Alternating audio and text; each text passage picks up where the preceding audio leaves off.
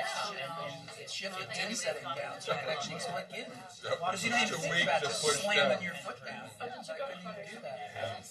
So, what my wife thinks is great because next year her, she's just against us. My son looks can't see anything else. That's right. I do my 10 days, so I pay for my You got us to the restaurant? Yeah. Oh, yeah. I feed Beaver Creek, Vale, recommend A-base and key stuff. A-base goes off Sun Valley goes on it next year, and I have a place to stay. Is it limited? You're going to get like 7 days there? That'd be, you know, like, is that right? I didn't know it was limited. You know, Telluride's limited, but Telluride's too hard to get to. Yeah. That's okay. It's Nicholas. Well, you're still working, huh? I hear you're recruiting him, huh? You look bored one day. So I was just trying to find somebody who was going to come in July. But rather, I'm going to see him today. So at 9. her 3-year commitment, after we got all of our numbers, we ended March 1st, so she's out. Yeah, we'll see. I think I finally passed the last. You can't believe it. I don't know what they keep screwing around with. Drug tests, you don't know. Oh, drug tests, now that I understand. But if you want to come to Worcester, Gary, you should just pick a weekend if you want to come out. Might have to do that. Wendy is. Drew's shaking his head, saying he doesn't want to come or he wants to come too. I do want to come too. Well, then you should pick a weekend when you and your dad want to come. Yeah, before you invite us.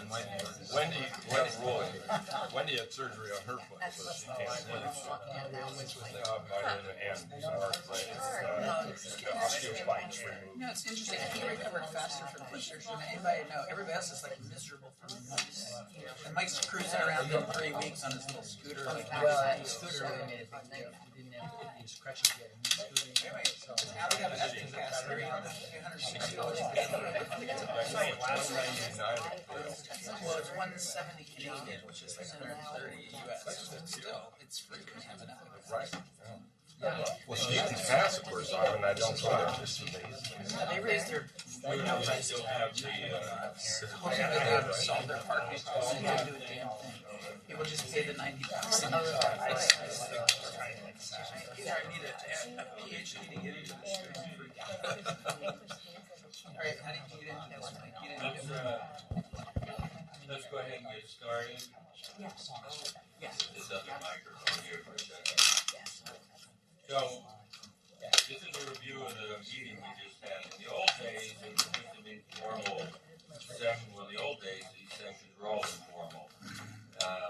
But this is meant not necessarily to be just kind of didactic presentations, but hopefully other people who went to the meeting to chime in and share things that you learned as well. So I usually just make a couple of beginning remarks. Does that work?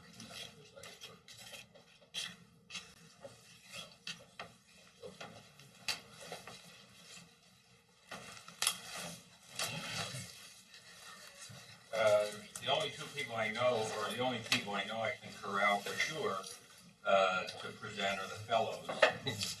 So I tell them they've got to make presentations, and to be a good sport, I usually make a couple of opening remarks here. So they make you put these slides up now, so I am a paid speaker for Shire, but it's got no relationship to the things I chose to talk about today. My overview of the meeting was it was okay. It was not a brilliant event. Usually I'm pretty dedicated and go to all the sessions, but on 2 days I took off and walked around San Francisco and bought some stuff I didn't need. But so usually I just, let me see how to advance this, just tell you what the plenary sessions were. There's a lot of emphasis on food allergy. One, because the current president is interested in food allergy, and two, because it's a major direction and our specialty, and for the first time ever, there are going to be some products coming out for food desensitization. One of the reasons that Steve Tillis left our group and went to join Immune down in the Bay Area is that they're hoping to come out with a standardized product for peanut desensitization. So I didn't find that I'm not putting this slide up to teach you anything. These are just the top sort of routine. I didn't get anything special. Anybody else go to this session that learned anything particularly new about food allergy? It's like, no. There was a session that I learned something at. So Steve Durham from the UK has been interested in immunotherapy for years. And there was a session on immunotherapy comparing sublingual immunotherapy with subcutaneous. The first speaker was Linda Cox. That talk was ridiculous. I don't know how she became, wasn't she president of the Academy at one point? Anybody go to that talk? I mean, it was all over the map. There was no logic to her presentation. But Durham is a good speaker and a very solid guy. So he's been Our YouTube channel. Particularly interested in this. So he's done the first head-to-head study to actually compare the efficacy and the mechanism of sublingual and subcutaneous. And this changed my bias a little bit. You know, I was trained, and virtually everybody in the room here, this has become a session of either fellows or geriatricians here. But so he's been a big proponent of sublingual. I've always felt that subcutaneous is more effective, and at least in America, the way we practice immunotherapy with multiple allergens, more practical. But so he did a head-to-head study with groups comparing 2 years of treatment with subcutaneous versus sublingual versus a placebo group, 2 years of active therapy, and then followed them for 1 year off. And the two main questions he was asking are, how do the two compare in overall efficacy while they're on immunotherapy? And is there a maintenance after you come off of immunotherapy? And in very brief, he showed equal efficacy of the two ways of treating. I think this was grass. I'm not actually sure. I tried to find it. I wasn't sure. I'm pretty sure it was grass. But both of them lost efficacy in just 1 year of coming off, which frankly to me is not a surprise. That 2 years, I think we've known for years, people should be on for 4 or 5 years of subcutaneous immunotherapy. And even at that, I'm curious what other people who practice for a long time. I usually tell people even after 5 years of immunotherapy, about 25% of people will relapse within a year of coming off. I know that Durham had a paper years ago, really the only good paper studying that, showed otherwise. But I think in clinical practice, that's what I see. That's what I've told people. If they want to stay on beyond 5 years, they're welcome to do it. And the other teaching point out of this talk was that the main mechanism of action of subcutaneous, as we've known for a long time, is production of IgG subclass 4. In contrast to that, and maybe intuitive with a mucosal way of treating, that the main mechanism of action of SLIT is production of IgA that he could measure in nasal fluid. So that was the main thing I got out of that session. The second plenary session, I actually didn't go to. They're not topics that interest me. It all had to do with patient-centered outcomes, educating colleagues, shared decision-making. Somebody told me that one of the talks said this was very good. Anybody go to this session? The second lecture was very good. The second lecture was good? Okay. Something helpful in coming I just found it really interesting about what patients go online and what they find when they Google certain diagnoses, and it's crazy what comes up. Yeah, it was actually a really good talk. I tried to get his handout. He didn't publish it. Really? Yeah. So a lot of misinformation. Mm-hmm. Pointing out how much there is on the web now, in terms of what patients can go in and find out, all sort of quackery and stuff that's not supported by science at all. Yeah, well, we all know when people come into us with IgG food tests and other. I had a patient the other day who put 2 drops of blood on a card and mailed it into some company, and for a lot of money sent back IgG food results. Which he's smart enough to know this was not on the up and up, but nonetheless that kind of service is available. This plenary session I did go to had to do with sensitization.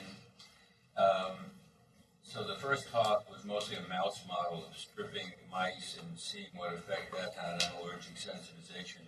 The second one was kind of interesting. So systemically available gut microbiome modifies allergic sensitization.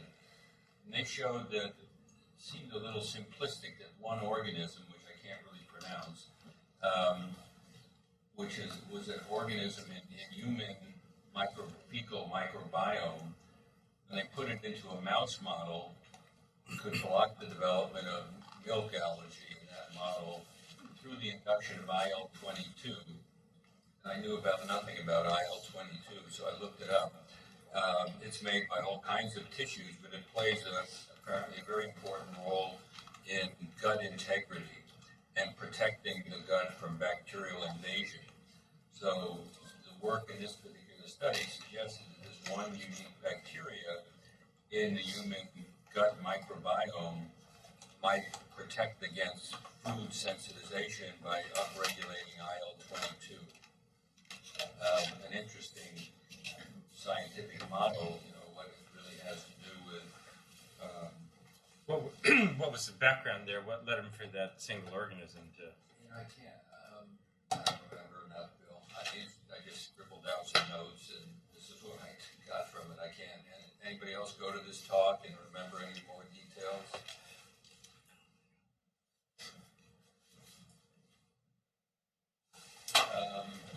This was, I think, sort of the session that interests me the most. So this was a fun session. This was a straw man argument in one of these pro-con sessions, where basically the hypothesis was anybody with severe eosinophilic asthma who is not doing well with standard therapy should go on an anti-IL-5 or an anti-eosinophil drug.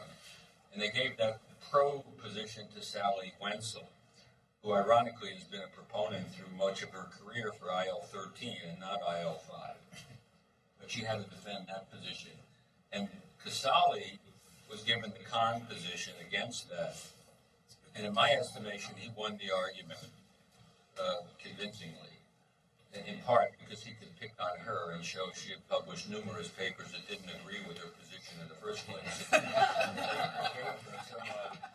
But I think this is important, actually, as we come out with new drugs here. And what I got from this is that we may be too quick to pick up on new biologics. In at least one case, we've got the biologic that we've had the longest. And I just sort of summarized the biologic, the things that are known to be the effects of omalizumab. Of course, it decreases serum IgE. That's what we expect it to do. But it decreases exacerbations. It also decreases blood eosinophils, which we don't talk about very much, but the literature shows that, and there are actually a couple of abstracts at the meeting that confirm that.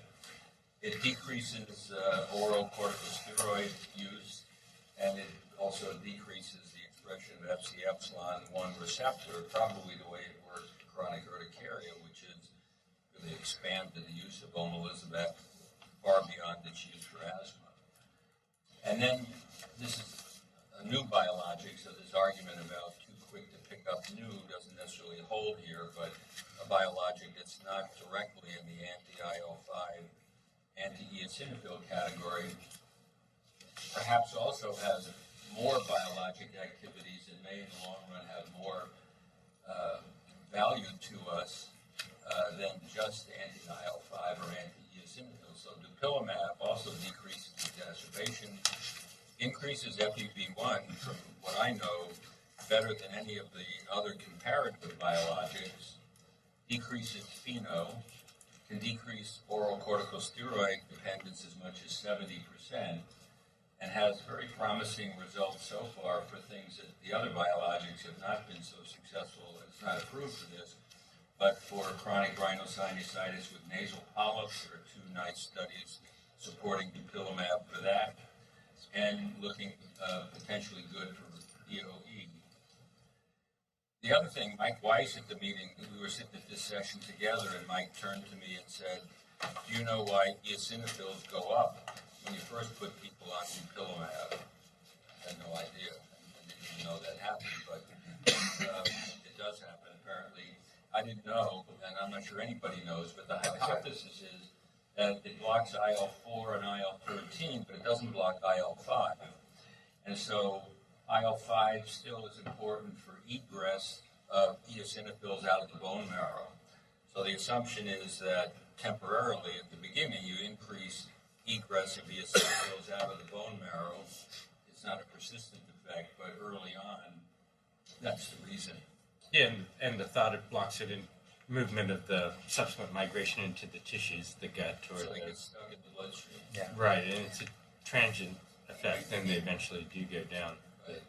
But there is a warning about, not a warning, but there is kind of one of the side effects. They can get EGPA-like syndrome if they have high eosinophil to start with. So if you have like high eosinophil to start with and you put that person on dupilumab, there is a risk that you will have what looks like hypereosinophilic syndrome with EGPA-like manifestations. Does that actually happen? I mean, it's in the FDA label. It's in the label. So it's not. That doesn't mean it's happened. It might be theorized. But I don't know. I haven't put enough people on dupilumab. I don't know. So Gary, since you retired, see all this new stuff that's come out that you never heard of?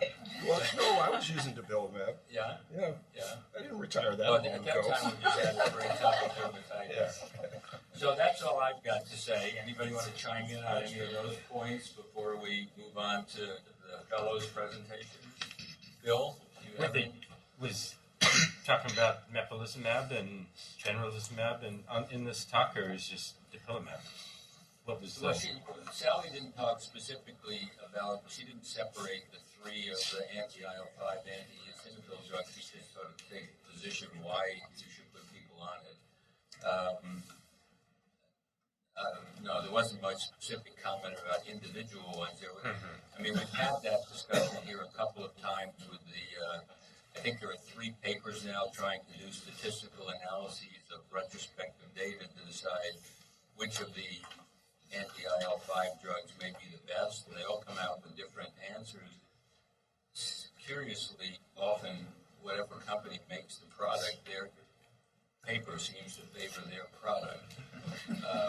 Although, good colleagues of ours have tried, to do true independent analysis. My only comment on that was, again, I think I'm in fault that I always think the newest thing is the newest and best and greatest, so I assume that benralizumab might be the most potent, but the first paper that the guy from Wisconsin, Bussey's original paper suggested that the data looked best for mepolizumab. So everybody's got their different take on which of those products may be the best in asthma. All right, so Taha, you want to go next?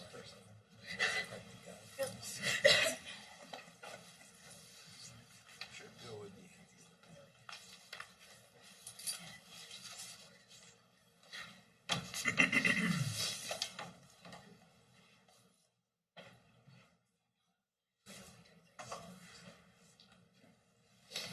So, since the theme of the visit of the Quad AI was about food allergy, I thought of collecting things about asthma rather than food allergy. So I'm going to share with you some kind of interesting findings about asthma.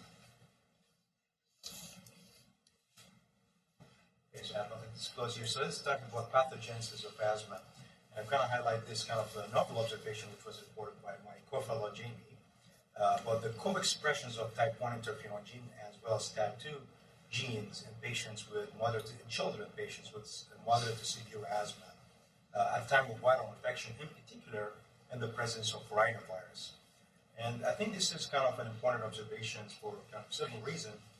First of all, I want you to kind of pay attention to the axes, and this is mostly a transcriptional module rather than targeted genes. So here we have like a set of genes that generated by computers. So I think by understanding these kind of set of genes, knowing this can also shed the light about the mechanistic pathway whereby viruses can actually induce asthma exacerbations or augment T2 inflammation. The other reason that I would say is like we know that omalizumab works can prevent asthma exacerbation in children, and we know this happens during the fall and winter season when most of these asthma exacerbations are driven by viruses. So I think by knowing that can at least give us an answer as why omalizumab can work for those patients. The third thing is about this kind of finding is also important is that it highlights something other than T2. I mean, most of the studies kind of focus on T2 high asthmatics, but we know that there are other cells beside T2 that contribute to asthma pathogenesis. And we know there's T cell plasticity, so there's probably other cell populations that contribute to asthma pathogenesis that we need to pay attention to. So whether type 1 interferons play more role in asthma than we need to think about. So I feel like this is really kind of a novel observation. And you can see this happens mostly with rhinovirus, which makes sense because we know that most of asthma exacerbation are driven by rhinovirus infection. On another kind of topic, we found that intraepithelial eosinophils to be a specific feature of asthma, and their number correlates with the severity of indirect airway hyperresponsiveness. And this is, I presented as a poster and kind of from work done by Thiel-Hausrand. So, and I think this is also an important finding for several reasons. First of all, we really don't know where the eosinophils are in the airway. And so by using actually design-based serology as a form of 3D histology, we were able to tell for sure that healthy control should not have eosinophils in their epithelium. But we also showed that submucosal eosinophils can be found in healthy controls. And we know that the presence of eosinophils in the epithelium occurs mainly in the exercise-induced bronchoconstriction positive asthmatics, and their number correlates with the severity of indirect airway hyperresponsiveness. And I think this observation is also important for the fact that you want to understand how eosinophils contribute to asthma pathogenesis, because although eosinophils implicated in asthma, we really don't know how eosinophils are contributing to asthma pathogenesis for sure. All the focus is on innate lymphoid cells as the driver for type 2 inflammation, but there may be roles for other innate cells that we always label them as effector cells, but they are maybe also regulating the T2 inflammations like eosinophils and mast cells. And their presence in the epithelium give them the advantage to talk with the epithelial cells in regulating T2 inflammation. Taha, in your study, did you correlate that with mast cells in the same location? So actually, we didn't present these findings, but what we found is that the epithelial eosinophils correlate with certain mast cell proteases, and in particular with CPA3. And we know that in prior study, we know that CPA3 correlated with indirect airway hyperresponsiveness. So there's probably some sort of crosstalk between epithelial mast cells and epithelial eosinophils in coordinating indirect airway hyperresponsiveness at type 2 inflammations. Where Dr. Thiel-Hausrand is trying to take a closer look about these interactions in the lab, and hopefully we'll get results soon. Can you use this model to see if the anti-IL-5 drugs reduce lung tissue eosinophilia? We're using a surrogate marker, using blood, but we really don't know what effect it has on tissue eosinophilia. Yeah. I mean, this is really interesting because, I mean, the only study that has been done looking about like the effect about anti-IL-5 on tissue eosinophilia is with mepolizumab. And we know mepolizumab is not a complete depleter of eosinophils. And with mepolizumab, after mepolizumab, indirect airway hyperresponsiveness persists, which kind of argues against the fact they said like anti-IL-5 does not completely eradicate indirect airway hyperresponsiveness. But there are eosinophils left over in the tissue probably, right? Because mepolizumab does not eradicate eosinophils. There are no studies, for instance, looking into benralizumab in patients with mild asthma who doesn't have airway remodeling. Because once you have the airway remodeling, you probably won't be able to find an effect for anti-IL-5 therapy on airway hyperresponsiveness. So most of the studies focus on moderate to severe asthmatics. And when we look into this group, they have different types of airway structure, probably because of remodeling. So even after removing the cells, probably you will still have some sort of airway hyperresponsiveness thereafter. So I think if we want to really answer this question, we have to get patients with mild asthma, and we have to give them benralizumab, and we have to get biopsy, and we have to look into the eosinophils to see if they are gone and how this affect other parameters of lung functions in order to answer this question. But I don't think anybody Well, the only problem is getting it approved in mild asthmatics. Exactly. It's not going to get paid for. Yeah, so but this is the consensus is that mepolizumab does not kind of eradicate airway hyperresponsiveness, but I think it's kind of there's no proof that this is the case at this point because we really never studied mild asthmatic. This is kind of the idea when we look at this is kind of the strength of the study is that we recruited only subjects with mild asthma, so we were able to characterize them with methaqualone. We were able to characterize them through the presence of exercise-induced constrictions, and then we looked into their kind of histology. So this is kind of different group of patients that we don't see with biologics. So moving on to other points, I think this is also an important observation that subjects with asthma, they have increased Th17 in their bronchoalveolar lavage. And there's also increased Th17 Treg ratio. And I think this is also an important observation for several reasons, because again, we always focus on T2 high asthmatics, but we know that despite all the efforts from investigators to enrich their study population with T2 high, there are still subjects with asthma classified as T2 low. So having markers to understand those patients is really useful. And what this study showed that there is increase in Th17 and increase in Th17 Treg ratio that correlates again with the severity of indirect airway hyperresponsiveness.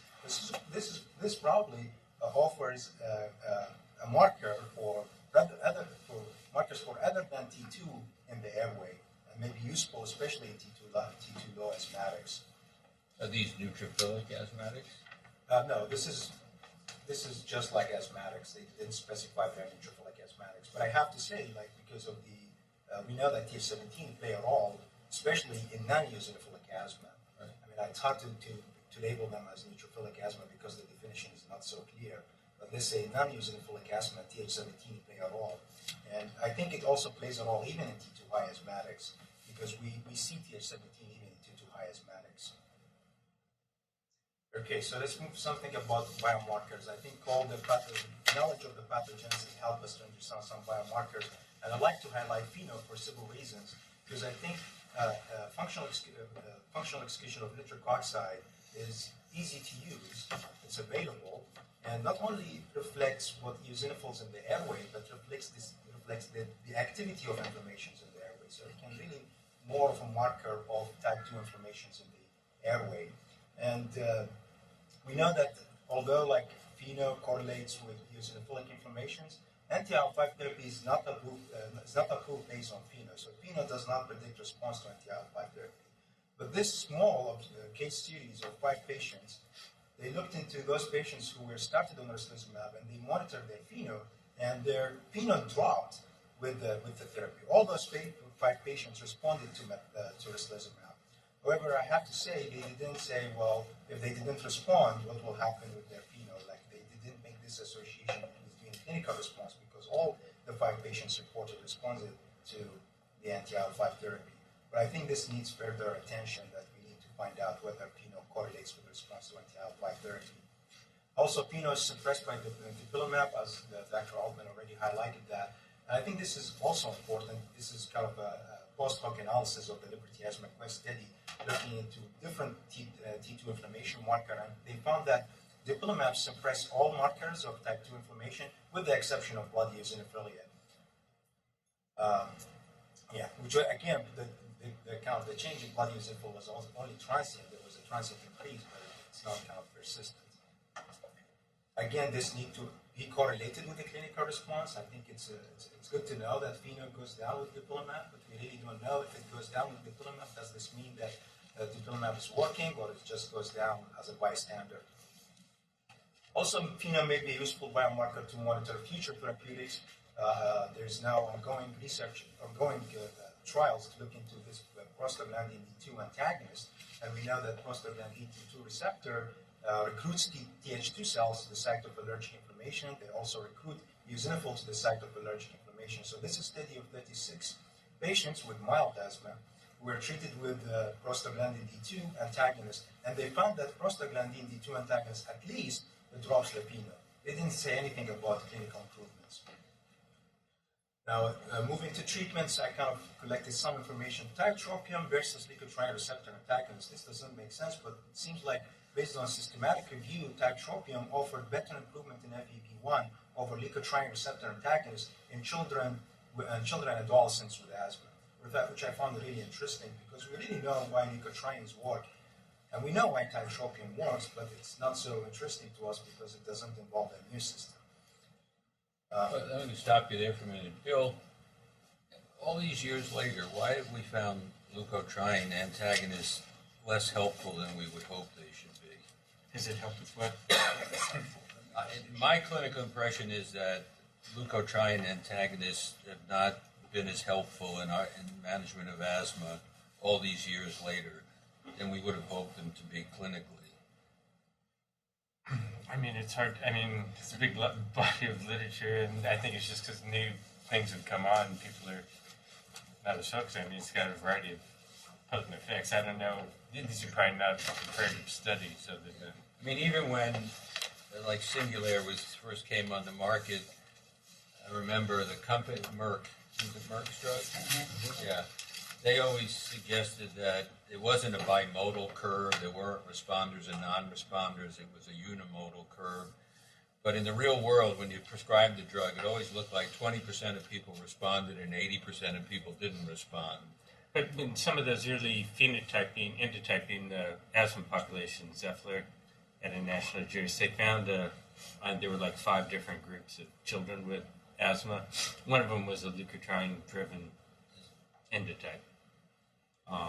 So I think, I mean, it could be analogous to the eosinophil story where the anti-IL-5, anti-eosinophil therapies weren't effective when you looked at the broad population, but it was only when you targeted those that had eosinophilia, they were shown to be effective. And you've got, I mean, it's definitely effective in exercise-induced bronchoconstriction. Yeah, I mean, that's a very good point. I mean, mepolizumab originally failed 10, 15 years ago because they studied all asthmatics and didn't segregate out eosinophil high. Yeah, just on that point, that Matt had, I thought, the best talk I heard at the Academy when he was going through the use of different biomarkers of severe asthma. He went nicely through that whole story of eosinophils as a biomarker, how it was initially in favor and then it was almost, everyone forgot about it and then, came on. So it was a really nice description of that whole process. Yeah. Well, when we were young, a long time ago, people would write articles, eosinophil friend or foe, trying to decide if it was involved in disease or it was more important as a beneficial cell. I mean, the other, if we're outside of leukotriene antagonists, I mean, the other one is, the aspirin exacerbated respiratory disease. Certainly, leukotrienes play a big role there. All right, Taha, sorry to interrupt you. Okay, so this is like a meta-analysis results, and they didn't say like any difference in clinical improvement. They just said greater improvements in FEV1. They didn't mention anything about like whether the clinical improvement with tiotropium was better than leukotriene receptor antagonists. They're picking and choosing here for reports as well. Also, another meta-analysis of randomized trial looking at used macrolides in children with wheezing, not with kind of like formal diagnosis of asthma. And they found it also to be useful in preserving lung functions and decreasing the frequency of using short-acting beta agonists. And then the question is like how macrolides are working. This is kind of a nice small study. They took like bronchial epithelial cells from subjects with asthma, and they stimulate them with toll-like receptor agonist in the presence of corticosteroids, which counterintuitively, corticosteroid actually enhances the expressions of toll-like receptor 2 as well as epidermal growth factor receptor. And we thought that these receptors actually stimulate these cells to release cytokines and kind of start the T2 inflammations.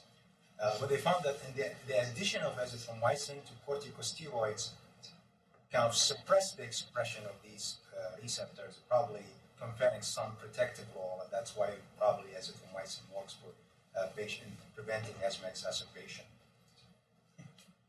Also, omalizumab appears to be safe in pregnancy.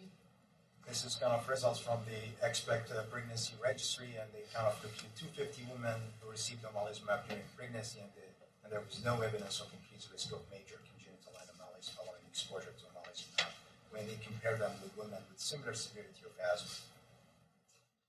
So how about data on other biologics? There's no really data on other biologics in terms of safety in pregnancy, like anti-IL-5 or anti-IL-4 receptor alpha antagonist. Now, finally, Matt showed that how rhinovirus is driving these asthma exacerbations, and by augmenting T2 inflammation counterintuitively to what we think about. How about using antiviral therapy to target rhinovirus? And there's a group actually in Germany who were successful in finding an anti-rhinovirus. They call it now, this is the code name UA011129. And I found actually this has just released in press in Jackie about this kind of anti-rhinovirus. I think this will go into clinical trials to see if this will actually kind of ameliorate viral-induced asthma exacerbation in children.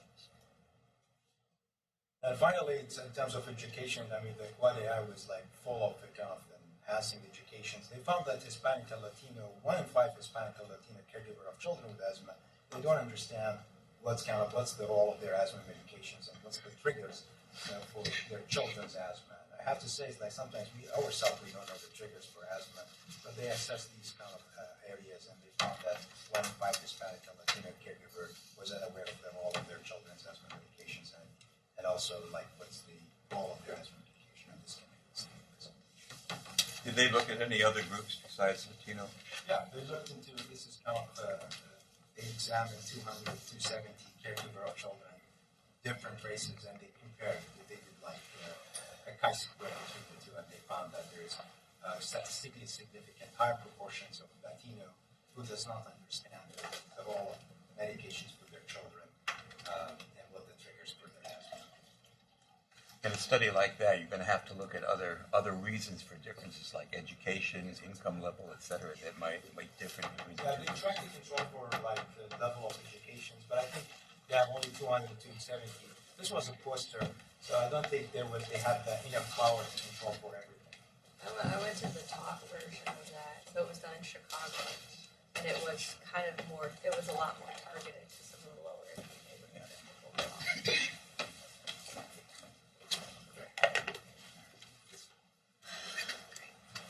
That information about omalizumab in pregnancy doesn't seem to be new. I think we've known that for a long time. I don't know how that deserves presentation. One thing I forgot to say at the beginning of the session, next week, Lahari is the presenter, but she's releasing about a third of her time because we're interviewing a candidate to come up and join the faculty. And so as many people as possible, please attend. The person's coming to present themselves and present their work and essentially interview for the AID faculty position, which would be very nice to have another person join the faculty. So just a heads up on that. So Alice is going to finish the session in the last 20 minutes. She told me yesterday she had how many slides? I have like 48. 48. I'm going to fly through most of them. Yeah, I said pick out the 15 that are important. I don't discuss as much, it's fine. All right. Not for me exactly. I have no disclosures.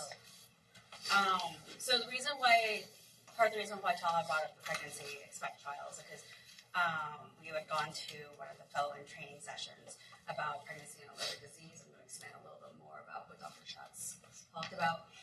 Basically talking about how uncontrolled asthma in particular in pregnancy results in a lot of issues with congenital malformations, spontaneous abortions, preterm birth, preeclampsia, IUGR, and low birth weight. Potential mechanisms have been theorized to be hypoxia, reduced placental blood flow, and placental dysfunction. Clearly, it's very difficult to evaluate assisted medications in pregnancy. There's no randomized control trials in pregnancy. Lots of confounding factors that we're always discussing, and it's very difficult to provide empiric data. SABAs, we all know that there's large amounts of data with regards to SABAs and pregnancy. It's been around for so long. There's a few case reports about malformations in case control studies, but those are all likely confounded by asthma severity and exacerbations. There are 2 reports of autism and spectrum disorders, and 1 report of CP, but again, this is also possibly confounded by asthma severity and exacerbations. And with most medications, likewise, the benefits likely outweigh the risks. Does anybody actually think those reports have anything to do with the drug? This is just the highlight. Unfortunately, I didn't pursue those. It's with measles shot patients. I think it's just coincidence. Yeah. But that's, yeah. Did they talk about the change in the FDA guidelines about pregnancy? Was that ever brought up at your conference? No. Because they're making it really difficult to make any sense out of the FDA recommendations. They're going to get rid of A, B, C, D completely. Oh, really? And they're going to start having less likely, more likely, very likely, and that's all they're going to give you on the new drugs. So this is going to make things way more complicated in the near future. Will they reclassify existing drugs or just for new? I think they're going to change the whole pregnancy categorization. That's what we're finding out at the P&T level, is this whole thing is going to change. Okay. That's actually really good to know. Or really bad to know, depending on what you think. Well, at least we're aware, right? So that when our patients come to us and they're like, what does this mean? We're like, well. So, Paul, actually, while you bring something up that I've been curious about, since, there's new information that long-acting bronchodilators really have no effect on asthma mortality and asthma death, and there have been good publications. But the labeling hasn't changed on that, has it? No.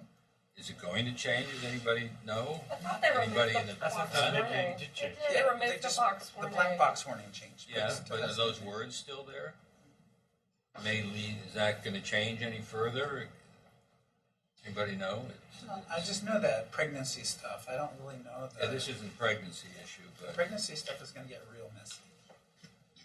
They actually already removed the ABCD, so all the new drugs that have come out in the last couple of years don't have that labeling, and the FDA did that because they thought it was very confusing the way it was before, which I don't particularly agree with. So now they've changed it to the new labeling, which is just a paragraph about the evidence. So that's why a lot of companies are starting to have registries. what do they say about breastfeeding? Breastfeeding is just based on it's usually monkey studies that they've had, and they'll just have a caveat that I think it's IgG, right, that crosses over into breast milk. They'll just say that. There's no human studies, it's usually monkey studies, at least with the biologics. Inhaled corticosteroids, likewise, there's a substantial amount of safety data for low and medium dose ICS. Budesonide is the most studied, followed by fluticasone, and so far, it seems like the studies are reassuring. Leukotriene antagonists, there's less data that's available. Overall, it seems like there was a large study that was reassuring with 1,535 exposed infants. Oral corticosteroids, again, there's a likely high confounding factor with regards to what corticosteroids are associated with. There's some conflicting data with regards to cleft palates. Yeah. So, talking about biologics, like we've alluded to already, most of these have a lot of registry data, and they just quickly highlight what's already out there and what's been done with regards to the biologics. The EXPECT trial that Taha mentioned was published in 2015 with reassuring data. It's kind of limited, only 188 women that were exposed during the first trimester. But overall, it seems like. So, Dr. Altman, I think this kind of answers you. So this is like report of 188, so they reported more and they kind of come up with another publication. The N. Yeah, they kind of gather more. For nebulisimab, they used, in order to assess for fetal harm, they used monkeys They use 30 times the maximum human dose. There's no human data. There's currently an active registry that's highlighted here by GSK. Reslizumab, again, they use mice and rabbits that are given 6 and 17 times, respectively, the maximum human dose. There's no data, and we couldn't find any trials. Benralizumab, also with monkeys, they used 310 times the dose recommended for humans. Again, no human data. There's a pregnancy registry that currently is not yet recruited. Those monkeys had asthma. They're much better now. Oh, yes.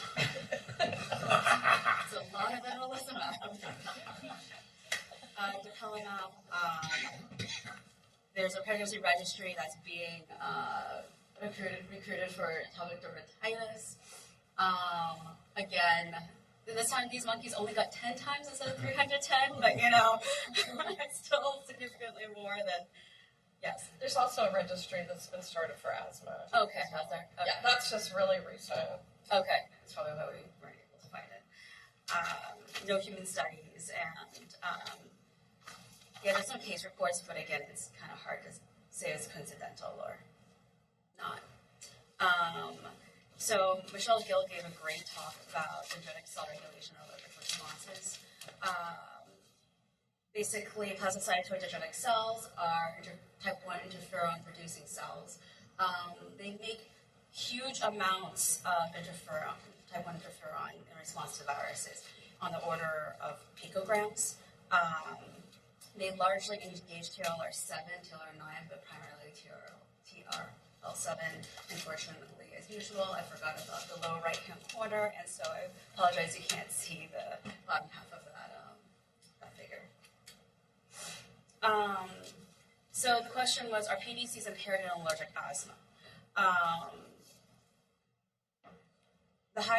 Basically, they were able to find the higher amount of the serum IgE level, the more of the IgE receptor that was expressed, and the less interferon alpha that was actually made.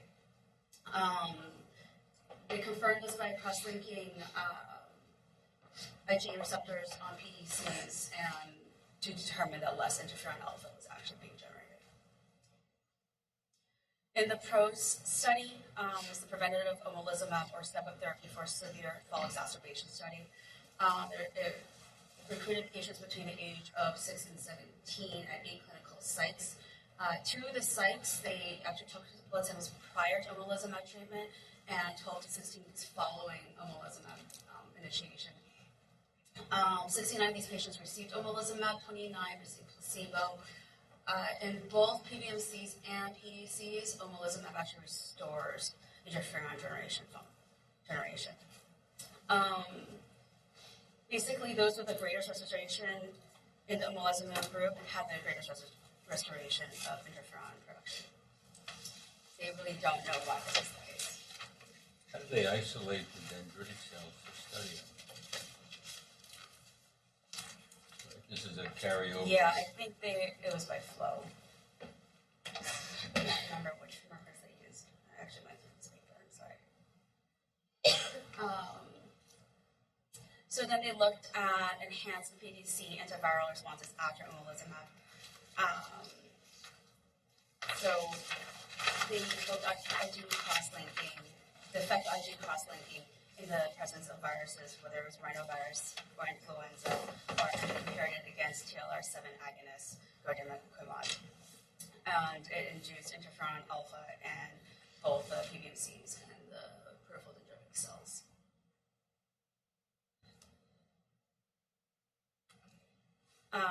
Omalizumab also reduced the IgE receptor expression, which then also in turn reduced the exacerbation rate. This is particularly well highlighted here with this figure.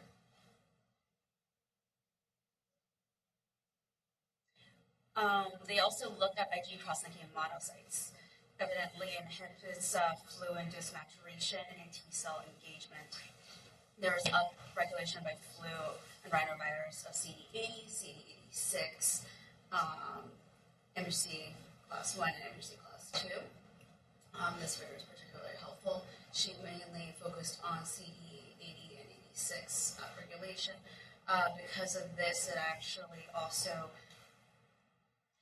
decreases the amount of macrophage T cell grouping, as demonstrated by this figure here. Th1 response with monocytes decreased with cross-linking, and enhanced the Th2 response due to IgE cross-linking as well, which is very interesting. So the third topic I'm just going to highlight. So before you move on, so in addition to the things I pointed out, the outcome of this would be this is another important biologic mechanism Exactly. by which omalizumab works. Exactly, because the question right now is why is it that omalizumab decreases the severity of asthma exacerbations in the setting of a viral illness? And so a couple of these talks I went to were kind of focused on trying to identify that. So how does it work? That's what they're doing. In this particular one, they're saying that because of the IgE cross-linking, the relationship where you have more IgE creates more Fc epsilon receptor expression, decreases the amount of interferon alpha. So they're saying the decreased amount of interferon alpha basically somehow is correlated with higher number of exacerbations. And that's the part that they weren't really sure about, was why exactly that relationship happens. But they were trying to show, at least with the mechanistic cell studies, that this, to confirm that this hypothesis was in fact true.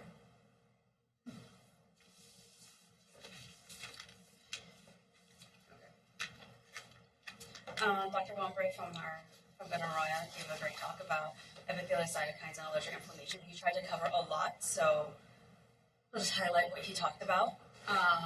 He focused on our favorites, IL-25, IL-33, and TSLP. Those are our newest targets for novel inhibitors. They're highly involved in not only Th2 inflammatory processes, but in basophil, eosinophil maturation, and mast cells. TSLP, we all know it's highly implicated in atopic disease. It's involved in barrier function, the skin and the mucosa. Basically, it's released in response to microbiological products, physical injury, and allergens. Induces production of IL-5, IL-13 from IL-Cs. It causes differentiation of Th2, monocytes, but interestingly enough, not M2 or macrophages. It causes basophil activation, expansion, and survival, as well as eosinophil survival and degradation. IL-25 is expressed by T cells, basophils, eosinophils, and mast cells, especially eos and basophils in the airway. They activate and expand ILC2s, Th2 cells, and regulate basophil apoptosis and cytokine expression. They promote further production of other epithelial cytokines and enhance IgE-mediated regulation. So IL-25 is not made by epithelial cells? It is all. No, not as much, but it's part of that milieu. It's really by epithelial cells. I thought it was. It does, but especially, sorry. IL-33 is what he focused most on. It's an alarmin from the IL-1 family. It's implicated in Th2-mediated disease, like the others. It's constitutively expressed at high level in barrier tissues, such as the skin and stomach. Its main receptors are ST2 and IL-1R. It's expressed by ILC2, Th2, macrophages, mast cells, eosinophils, and basophils, on top of, as we discussed, epithelial cells. It acts with innate cells and releases IL-5, which, as we know, contributes to airway eosinophil and IL-13 migration of cells to lymph nodes. What's interesting about IL-33 is that it's cleaved in multiple sites, actually, to cause inflammation via the MyD88 pathway. The full length actually on relief is released on cell death, and there's extracellular proteases that actually act on this on this protein. Cleavage sites are by copies 3 and 7, and IL-1 cytokine domain that actually yields an active product. But inflammatory protease, when it's cleaved, is actually theorized to yield a product that's 10 to 30 times more active. And as expected, is associated with allergen and parasite products. They think, or he thinks, that IL-33 is intermediary between Th2 and damaged tissue. He presented a great study that demonstrated the reduction in OX40L and Th2 to produce this novel kind of Th2 cell that he's identified called what he's calling a Th2A cell.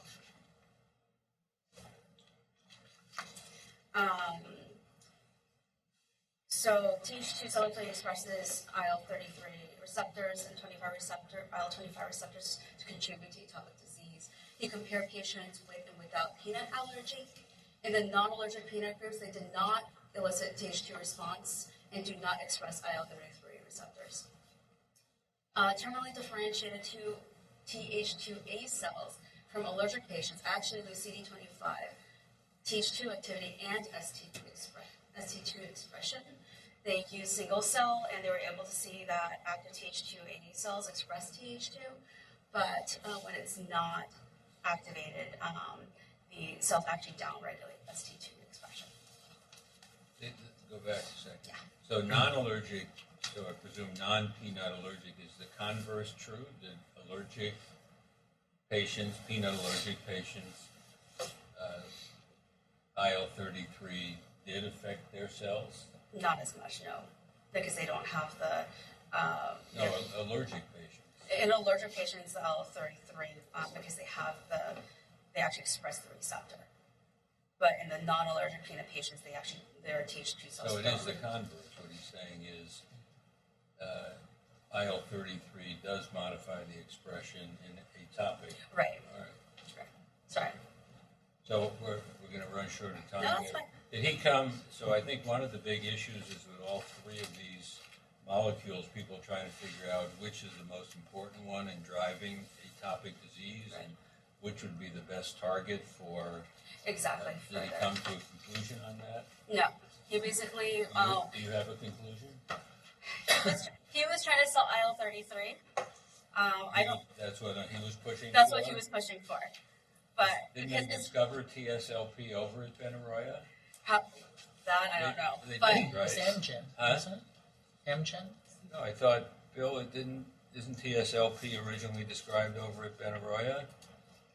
Pretty sure. Well, certainly, yes. Steve Ziegler's the international expert in TSLP. Right. I'm not sure if he was discovered.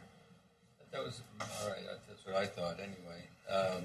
Because I know, people are chasing which one of these epithelial cytokines might be the solution to atopic disease. It may not be that simple. Pretty central mediator there. Yeah. I went to another one of Eric's talks. It was focused on lipid biology and these Th2A effector cells that appear to be the culprits in food allergy variety of. Right. They're the only Th2 population that expresses prostaglandin D2 synthase. So they're the ones that are producing PGD2, and that's the major target of that is CRTH2, which is always been a primary biomarker of Th2 cells and effector functions.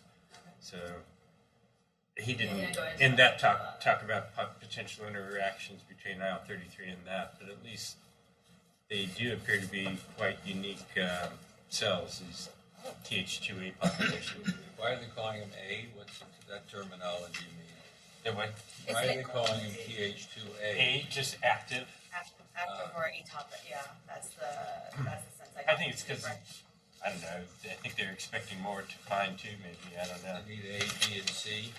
They need room to grow. If this gets any more complex, I may have to retire like Gary and Nick. All right, we'll give you another minute. No, it's fine. All right. I'm good. I just wanted to add. Yeah, Lahari, speak up. So there is an interesting talk on food-dependent cold-induced urticaria. I don't know if you went to that. That was induced by meat, and they concluded that it's likely because of high-protein diet causing some kind of pH changes in the blood that's causing cold-induced urticaria rather than IgE-mediated disease. So maybe it's important to recognize. Is it only cold? Because we've always had this dilemma of food, exercise, anaphylaxis, urticaria. Nobody's ever understood, at least I've never understood, the mechanism of that, because it doesn't have to be a specific food. Different people, it can be different foods. Just the relationship between exercising and ingestion of food. Did that give any insight into that broader mechanism? No, this was a brief. They didn't talk about the mechanism. I think in exercise-induced anaphylaxis and NSAIDs and alcohol, the mechanism is the same. There was a recent paper a few months ago in JACI in Practice. I think they talked about the mechanism being the same. They all cause mast cell degranulation. That's pretty much what I know. And there was an interesting article on fructose-induced anaphylaxis in a patient who had Coca-Cola. So I thought that was interesting because they proved that fructose could cause basophil activation in that patient. Coca-Cola? Coca-Cola, yes. How about Pepsi? That's good for you. Yeah, we see so many patients with idiopathic anaphylaxis. Who knows what's happening? I think it's important to recognize these things. And a lot of patients with venom-induced systemic symptoms, even though their tryptase levels are low, they can still have underlying mast cell disease. And it's proved by series of papers. And I think in these patients, it's important to put them on shots for lifelong. So if they're still having anaphylaxis in spite of going through venom IT for 5 years, I think it's important to consider doing a bone marrow. And if they have mast cell disease, I think it's important to just continue the immunotherapy for a number of years, or maybe that's what they were suggesting there. I think Mary Lasley heard that same paper and mentioned over in our practice something I have not routinely been doing, that basically everybody put on venom immunotherapy should do a tryptase. And if it's elevated, basically risk of mast cell disease, and that they should probably stay, as you say, on venom immunotherapy for a lifetime. Is there other people here do a tryptase routinely? Bill, do you routinely do a tryptase? Have you always done it that way, or? I didn't years ago. I think just from those initial studies from David Golden, that was a good marker for mast cell activation, especially with honeybee. So we pretty routinely do that. It's also a marker of risk too. The higher the tryptase level, the more likely they are to have reactions during their IT injections. So the point is, the tryptase can be totally low, or it can be normal. So even in such patients, you should still consider bone marrow biopsy if you have a high suspicion. That's what they were trying to say. A few years ago, there was a paper from Spain. They looked at around 20 patients with who had systemic symptoms with venom, and with most of them, the tryptase was not normal, but they still did bone marrow biopsy, and they had mast cell disease. So tryptase doesn't really rule out if they have a mast cell disease. And Dr. Altman, the updated practice parameter clearly states that you should check for tryptase for any patients with venom and related anaphylaxis or systemic reaction. Tryptase can still be less than 11. Have a bone marrow biopsy on all these people is not all of them. No, I mean, well, if the tryptase can be high, low, or normal, from what you say, you're almost forced to do a bone marrow. That's probably not going to sit too well with most of those patients. All right, well, that was a pretty good review. So again, Lahari's, you're talking about Dress and Stevens-Johnson and TEN. You got to squeeze that into 40 minutes, and then we have a guest next week.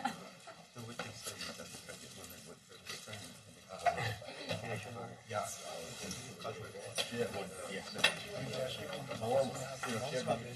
I mean, any data was set, but they are No, I'm glad the way I did because you know what, if you bone marrow everybody.